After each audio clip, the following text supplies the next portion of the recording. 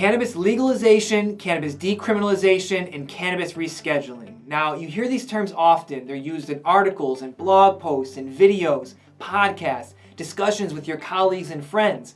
But what do they actually mean? And when you see them used interchangeably, is that actually correct?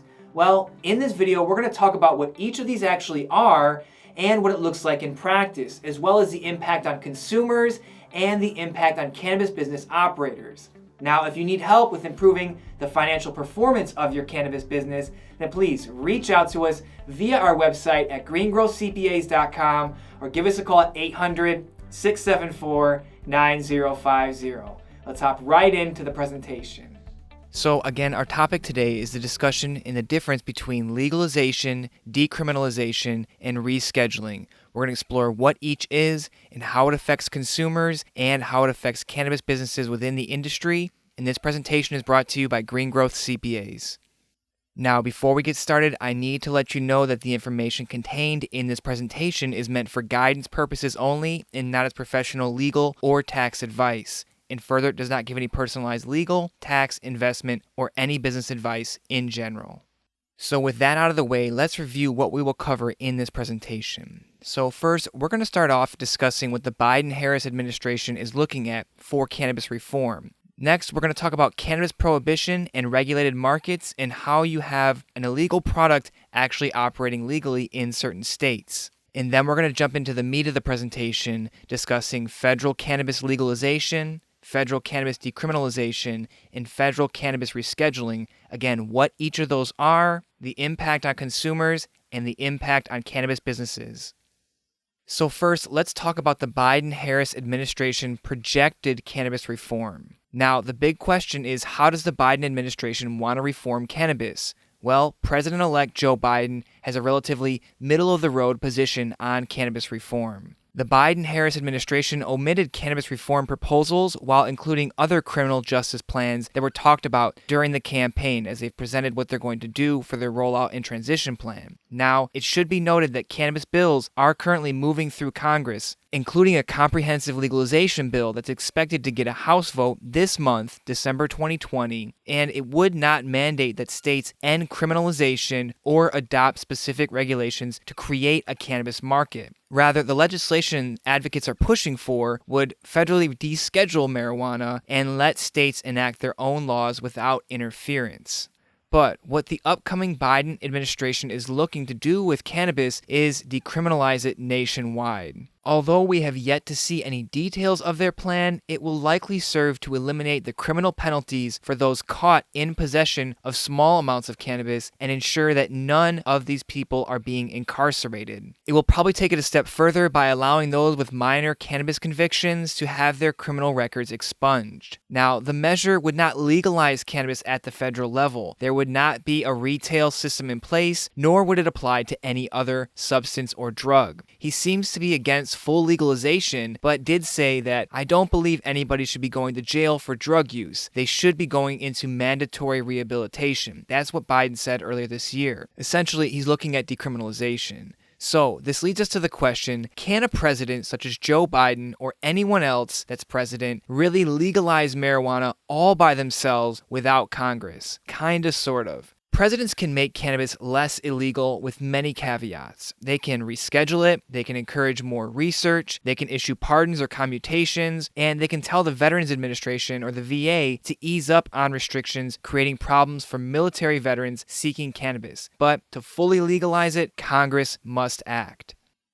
So now that you know where the Biden-Harris administration sits on cannabis reform, let's talk about cannabis prohibition and regulated markets. So you may ask, why can cannabis dispensaries and other cannabis businesses operate quote-unquote legally in a state but be illegal when looking at federal laws? Well, it started with the war on drugs failing massively and ruining lives of many regular everyday people who just needed access to their medicine. So, states started to create laws giving medical cannabis a safe haven to operate and give the states ability to regulate cannabis and earn tax and licensing revenue off of it. And as you would guess, the feds were not the most happy people when this started to happen. It wasn't very pretty in the early days of cannabis legalization, and the DEA and local sheriffs would come busting the doors of these state legal cannabis dispensaries and grow operations. Now, this was a cat and mouse game for a very long time, and the mice, which is the cannabis, really beat the cat badly, which was the authorities. So, cannabis legalization started with those medical programs, and once the box was opened, there was no closing it. Recreational cannabis was legalized in Colorado by vote, and many other states have come online since then. Now, cannabis prohibition has been challenged in the courts before, and some federal courts have given cannabis businesses some relief. For example, a 2015 ruling in California affirmed that the federal government can't shut down state legal medical cannabis dispensaries. So, long story short, the authority under which cannabis businesses continue to operate despite the substance's absolute prohibition under the Controlled Substances Act is a flex of the state government's powers and a series of memoranda issued by the U.S. Department of Justice. These memos, including the Cole and Ogden memos, allowed state-approved, heavily regulated operations to exist so long as they don't violate certain areas of the Department of Justice's concern, such as selling to minors or engaging with drug cartels. Now, the feds were told by their leaders to stop wasting federal funds on something as harmless as cannabis. But with that said, there are still raids and things like that happening, but not to the scale they used to be at in the early days of the more mature markets such as California. Now, the drawback of a quasi-legal industry with no federal legalization is that it has created enough cover for a very large illegal market that looks legal, right? These are dispensaries that look like legal dispensaries but are not, to actually take hold in places like California, and that puts an incredible amount of pressure on the legal operators. These illegal businesses are not paying taxes, they're not following the same regulations, so it makes that illegal cannabis business very, very profitable. So here we are. We're in the limbo of paying taxes but not allowed to bank as a legal cannabis business. You can sell the same plant medically but not recreationally to the same citizen, and you're considered essential during a crisis, but the licensing for your business is incredibly limited in scope for most jurisdictions and too expensive for most everyday people to access.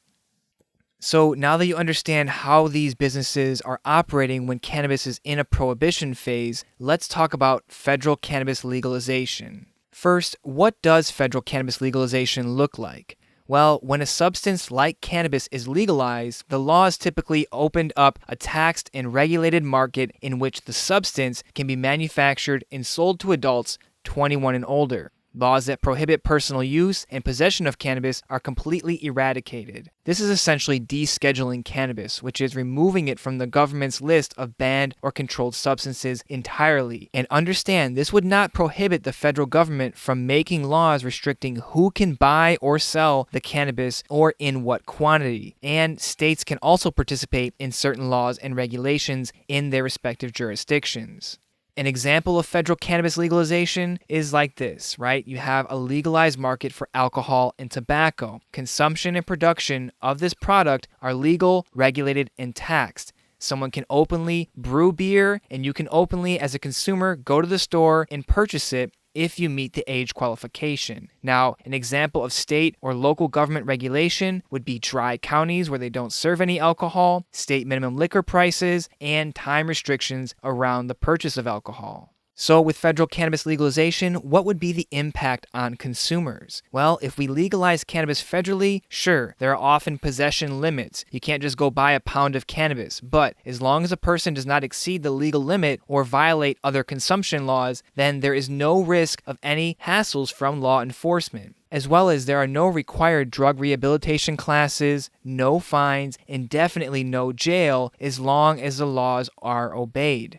Now, let's look at the impact of cannabis legalization on cannabis businesses. Well, if we had federal cannabis legalization, this gives businesses the ability to work with the open market in the light and not operating in the shadows. It puts business into the hands of reputable individuals and not in the hands of gangs and cartels. Now, yes, there will be some type of underground market still, just like there is for other substances that are legal, but having a significant amount of legal options to purchase cannabis would significantly reduce the illicit market share. Also, with federal cannabis legalization, you would see massive job creation.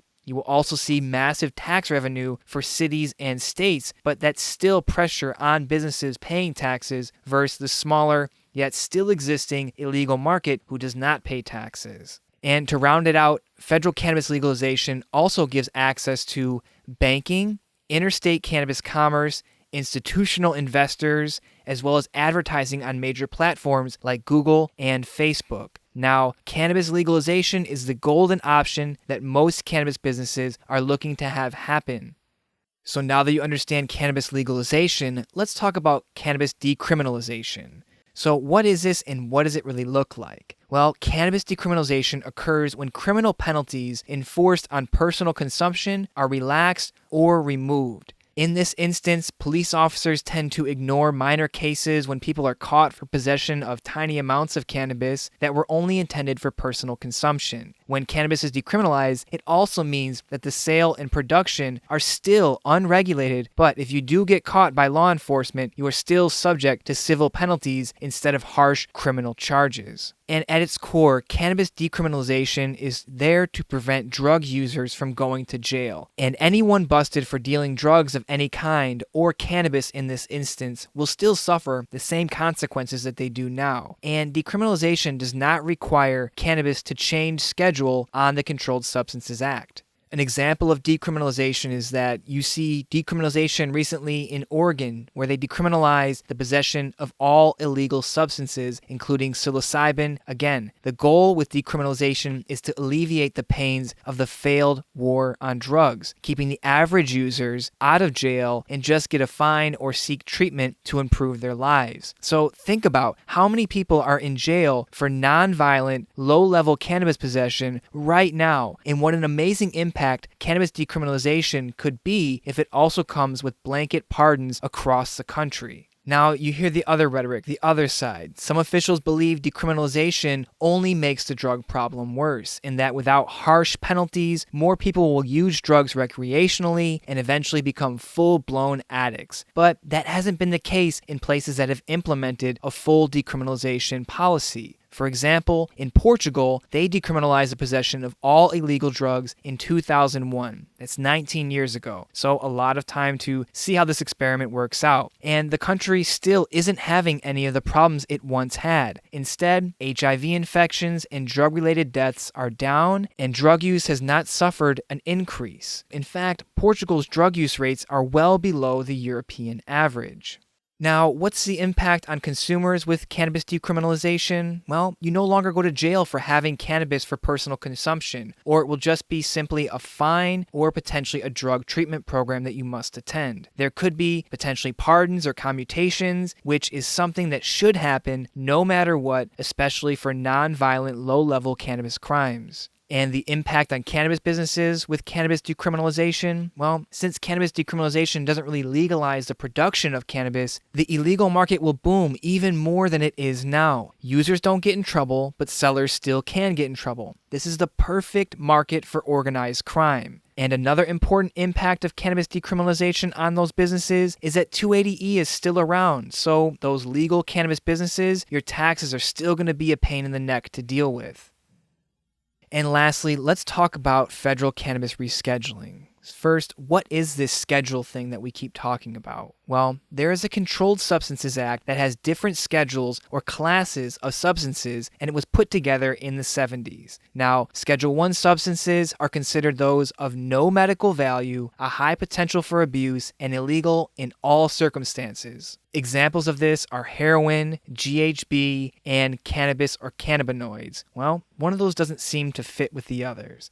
And Schedule 2 substances are cocaine and fentanyl. Schedule 3 are things like ketamine and anabolic steroids. So now that you understand what the Controlled Substances Act is, what is cannabis rescheduling? Well, since the Drug Enforcement Administration, or the DEA, is part of the U.S. Department of Justice, the DOJ, and part of the executive branch of the government, the president can instruct the Attorney General to reclassify cannabis into a different category of controlled substances, essentially move cannabis from Schedule 1 to maybe Schedule 2 or even Schedule 3. So what would be the impact on consumers if we had cannabis rescheduling? If cannabis becomes a Schedule II or Schedule III substance, then you could potentially see the FDA get involved with product development and approval of those products. This could drastically reduce your options as a consumer and will likely increase prices. It's essentially going to become a pharmaceutical industry. For example, it's highly unlikely that the FDA would ever approve smoked whole flower cannabis even after rescheduling it. Instead, cannabis pharmaceuticals will come in the form of tablets or liquids made by isolating individual cannabinoids or compounds of cannabinoids.